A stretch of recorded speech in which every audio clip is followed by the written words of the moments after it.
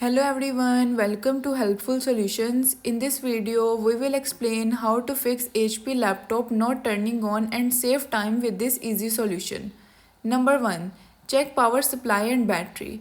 Ensure the power cord is securely connected to both the laptop and a working outlet. If the battery is removable, take it out and try powering on with just the AC adapter. Number 2. Perform a hard reset. Unplug the power cord and remove the battery if possible. Press and hold the power button for 30 seconds. Reconnect the power cord but not the battery and attempt to turn on the laptop. Number 3. Inspect for display issues.